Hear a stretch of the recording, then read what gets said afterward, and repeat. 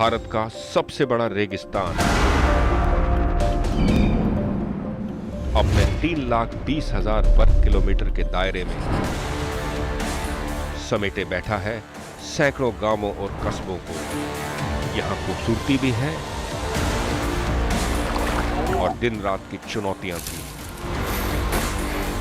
रोज नई समस्याओं से दो दो हाथ करते हैं यहां के लोग, पर हिम्मत के साथ और मुस्कुराकर। ये है थार रेगिस्तान।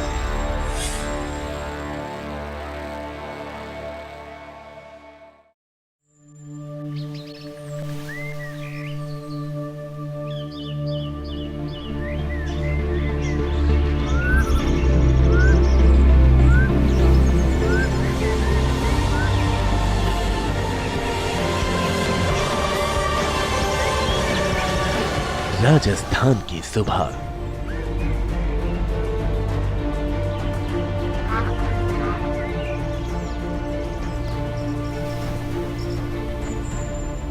यहाँ एक तरफ है शांति और खूबसूरती,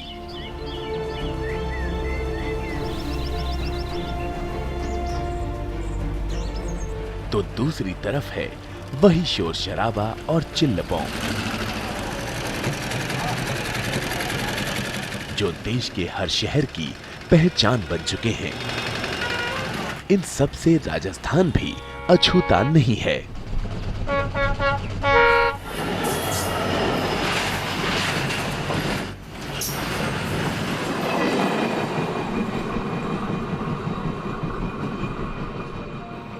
पर इन सब के अलावा कुछ और भी समेटे बैठा है अपने अंदर ये बेमिसाल प्रदेश।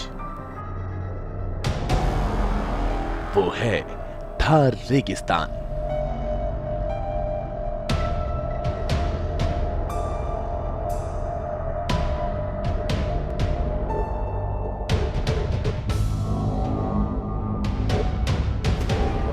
भारत का सबसे बड़ा रेगिस्तान।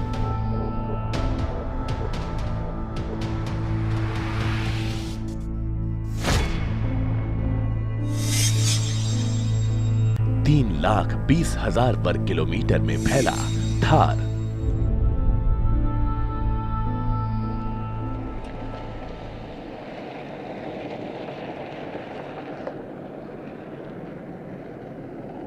और इस थार में ही बसे हैं कितने ही छोटे बड़े शहर, कस्बे और गांव।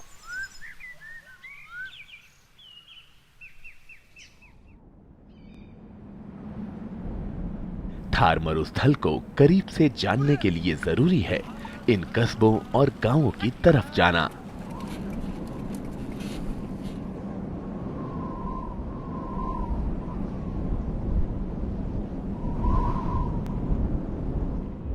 मीलों मीलों तक फैले रेत के टीलों के बीच जिंदगी कैसे गुजारी जाती है, वो यहीं आकर पता चलता है।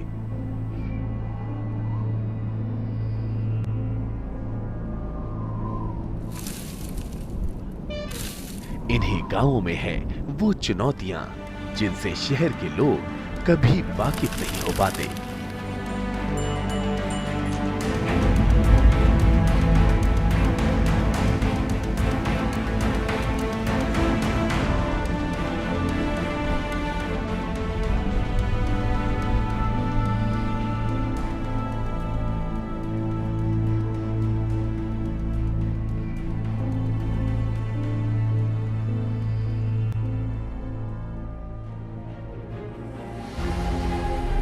पांच 500 से ज्यादा साल हो गए हैं बीकानेर को बसे हुए।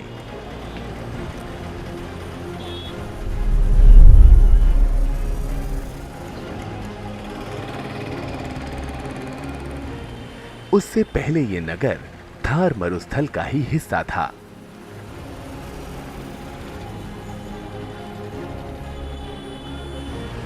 पहली नजर में बीकानेर किसी और शहर जैसा ही दिखेगा। हाँ, जूनागढ़ का ये महल जरूर आकर्षण का एक बड़ा केंद्र है।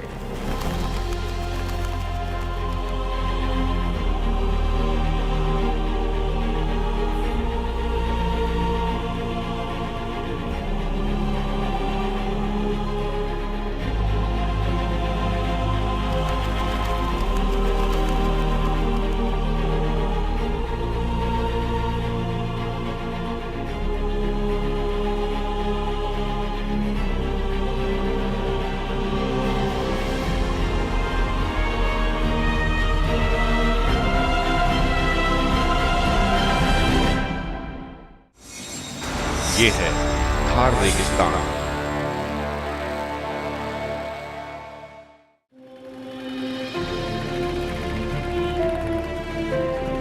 पर बीकानेर शहर की असली पहचान कहीं और छिपी है, इसके इन तंग गलियों में। और यहाँ बनाई गई 100, 200, 300 साल पुरानी इन विशाल आलीशान हवेलियों में।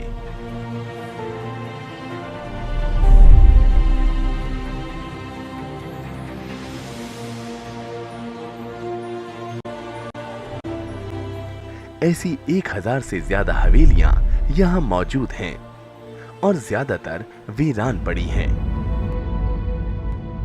शायद थार रेगिस्तान की प्रचंडता को इनमें रहने वाले लोग झेल नहीं पाए और चले गए इन हवेलियों को छोड़कर बड़े शहरों की तरफ।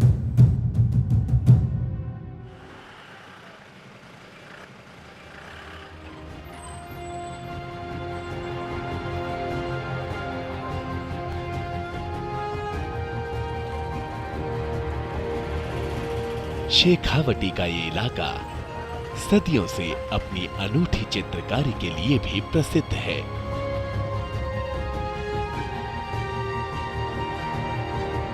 इन हवेलियों में आज भी जिंदा हैं न मालूम कितने गुमनाम चित्रकारों की ये कलाकृतियां।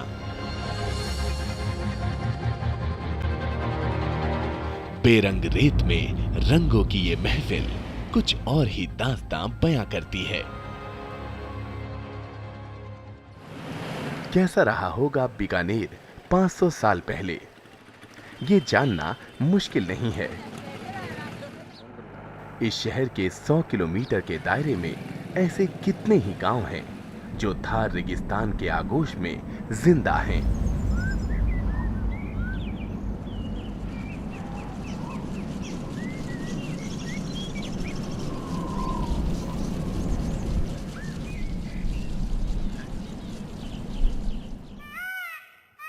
ऐसा ही एक गांव है। यहां आने पर ऐसा ही लगेगा मानो आप 500 साल पुराने राजस्थान में पहुंच गए हैं।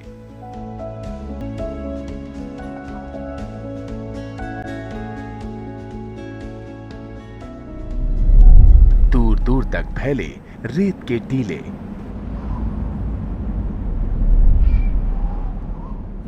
और हर वक्त की चुनौतियों से दो दो हाथ करते यहाँ के लोग।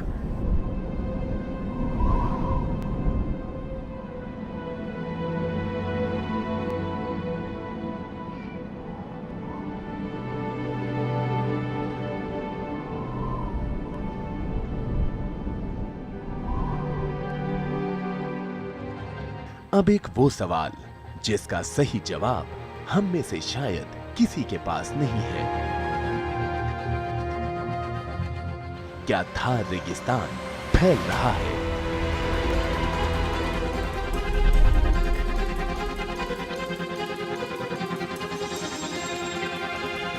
ऐसा माना जाता है कि 1950 के बाद थार ने अपनी जड़ें पंजाब, हरियाणा और मध्य प्रदेश तक फैला दी हैं।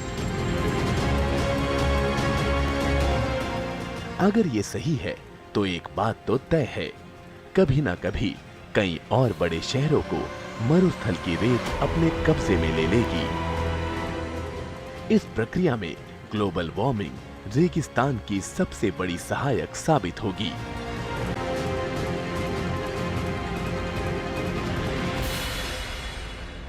इस जटिल सवाल का जवाब ढूंढने के लिए हमने रुख किया ICAR की ही संस्था central arid research zone institute यानी कार्सी की ओर। भारत के तमाम शुष्क इलाकों में कितने ही नए प्रयोग कर रहा है कार्सी।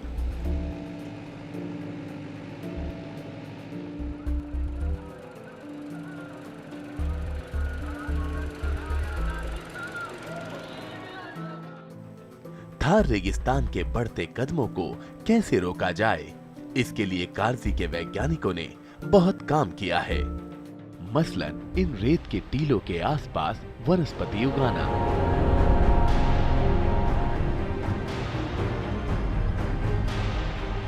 और इसके लिए गांव वालों को भी प्रोत्साहित करना। थार रेगिस्तान वाकई फैल रहा है या नहीं? बीकानेर में कारजी की शाखा के प्रमुख डॉक्टर एनडी यादव कुछ इस तरह से इस मुद्दे पर रोशनी डालते हैं। आज का आदमी, बूढ़ा आदमी जो 100 साल का है, गर्मी में बेचैन हो जाता है। कहता है आंधी नहीं आ रही है, बड़ा उमस हो गई है। पहले उमस नहीं होती थी। वो अपने हिसाब से एक्सपेक्ट करता है। जो जियोलॉजिस्ट हैं वो अपने हिसाब से कहते हैं कि ये चीज़ें यहाँ मिल रही हैं, इसका मतलब कि Thar is coming here, Haryana की तरफ बढ़ रहा है या दिल्ली की तरफ बढ़ रहा है। एक एग्रीकल्चर साइंटिस्ट होने के नाते और जो फॉरेस्टर हैं या एग्रीकल्चर साइंटिस्ट हैं वो कहते नहीं, ये बढ़ नहीं रहा है, ये रुक चुका है। लेकिन रुकने के बाद भी कुछ ना कुछ इन्फ्लुएंस, जब क्लाइमेट चेंज होती है, मान लीजिए इस साल बारिश नहीं हुई तो हो सकता है कि सिचुएशन इतनी वर्स्ट है, वेजिटेशन सूख जाती है, सरफेस वेजिटेशन होती नहीं है, हवाएं चलती हैं, तो यहाँ की डस्ट हो सकता है 20-50 किलोमीटर तक आगे चली जाए। लेकिन अगली साल अगर बारिश अच्छी है तो वहाँ नहीं जाएगी। अगर इरिगेशन बंद हो गई, एनी हाउ सपोज कैनाल बंद हो गई, तो शायद इससे भयावह डिजर्ट हो सकता है, क्योंकि उस मिट्टी को रोकने के लिए फसलों और एनुअल्स के अलावा और कोई चीज़ बचा नहीं है। हम लोग इसीलिए उनको प्रेशर डालते हैं कि आप अपने क्षेत्रों में बाग लगाइए, पेरेनियल्स लगाइए, जिससे अगर बारिश ना हो तो वो पेरेनियल्स जो हैं मिट्टी को रोके रहें और इसमें कोई एक्सपेंशन ना हो। ये है थार रेगिस्तान।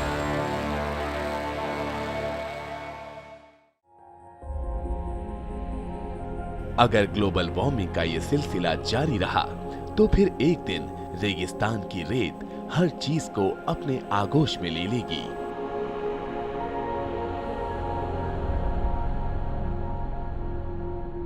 इसका एक छोटा सा नमूना दिख रहा है इस सड़क पर।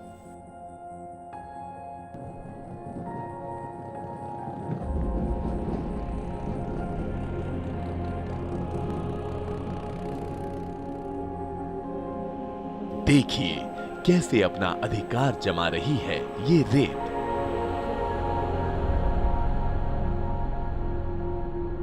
अगर इसकी चले तो ये सड़क के अस्तित्व को ही मिटा दे। पर ऐसा होगा नहीं। बढ़ते रेगिस्तान को रोकने के लिए थार इलाके के किसान सबसे अहम भूमिका निभा रहे हैं।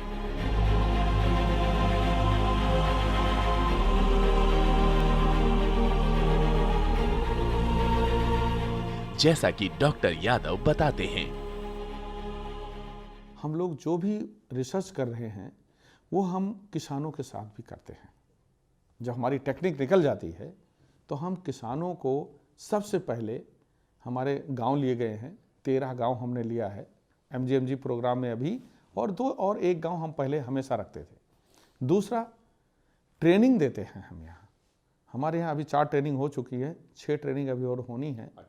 और हम फार्मर्स को, सिलेक्टेड फार्मर्स को बुलाते हैं गांव से, 25 और 30 किसानों को, और 2 दिन की उनको पर्टिकुलर टॉपिक पर ट्रेनिंग देते हैं। वर्कशॉप की तरह नहीं, ट्रेनिंग पढ़ाते हैं। पूरा हमारे साइंटिस्ट आते हैं, यूनिवर्सिटी से साइंटिस्ट हम बुलाते हैं, और उन पर हर एक टॉपिक पर उनको 1 घंटे का लेक्चर दे के पढ़ाते हैं। और बाद में उनको इवेल्युएट करते हैं कि तुम्हें कुछ सीखा कि नहीं, और बाद में मॉनिटरिंग भी करते हैं कि उन्होंने अपने खेत में कैसे काम किया। और ये है सिक्के का दूसरा पहलू, वो तस्वीर जो बताती है कि इंसान अगर चाहे तो क्या कुछ नहीं हो सकता। देखिए थार मरुस्थल के किसानों ने कैसे वश में कर लिया है रेत के इन टीलों को। रोक दिया गया है यहाँ रेगिस्तान के बढ़ते कदमों को। ये लहलहाते खेत अपने पास की रेत को मानो ताना मार रहे हैं।